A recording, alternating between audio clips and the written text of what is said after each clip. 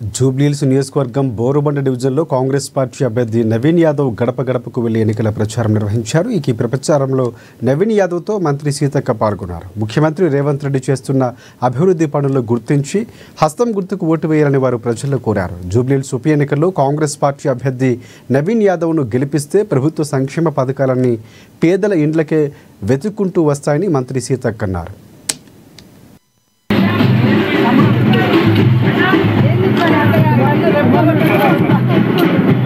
అమ్మ జరగండమ్మా.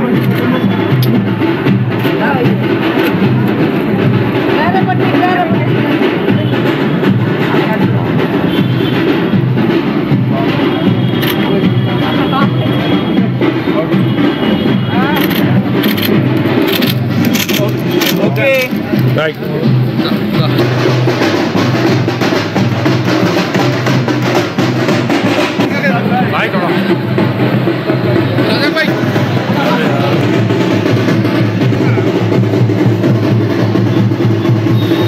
చేస్తున్నటువంటి అభివృద్ధి కార్యక్రమాలు సంక్షేమ పథకాల మీద బాగా నమ్మకం పెరిగింది. రేవంత్ అన్న ప్రజాపాలన పైన బాగా నమ్మకం పెరిగింది.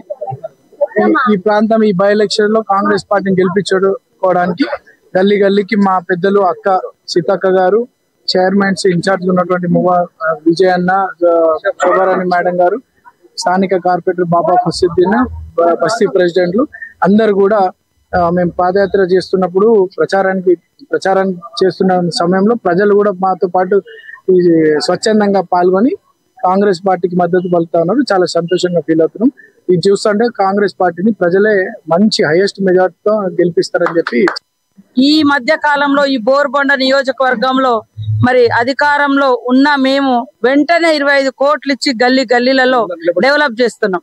గతంలో 3 సార్లు గెలిచినటువంటి అభ్యర్థి ఎమ్మెల్యేగా గెలిచి కూడా ఈ గల్లీలలో పట్టించుకోకపోవడంతో మరి ప్రజలందరికీ కూడా అర్థమైంది, అరే ఈ నవీన్ యాదవ్ మరి ఇప్పుడే మనకి ఇంత ఫండ్స్ ఇస్తున్నారు, ఈ రోజు హైదరాబాద్ లో గెలిచినటువంటి ఏకైక ఎమ్మెల్యేగా కూడా మాకుంటాడు, ఖచ్చితంగా మంచి ప్రయారిటీ కూడా మన ముఖ్యమంత్రి గారు ఇస్తారు, వారు అడిగినటువంటి ప్రతి డెవలప్మెంట్ యాక్టివిటీ కూడా చేయడం జరుగుతుంది. కాబట్టి బోరుబండ డివిజన్ ప్రజలందరికీ కూడా ఒకటే విజ్ఞప్తి, యువకుడు మీ మధ్యలో ఉంటాడు, మరి మీతో కలిసి ఉండేటువంటి వ్యక్తి కాబట్టి, పిలిస్తే పలికే వ్యక్తి, కష్టం అంటే నేను వచ్చే వ్యక్తి కాబట్టి ఇలాంటి అభ్యర్థి ఈ రోజు ఈ నియోజకవర్గానికి అవసరం. అది గుర్తించి ప్రతి ఒక్కరు కూడా నవీన్ యాదవ్ గారి చేయి గుర్తు కోటేసి గెలిపిస్తామని హామీ ఇస్తున్నారు. చాలా సంతోషం ఉంది, మంచి స్పందన ఉంది. దానికి తోడు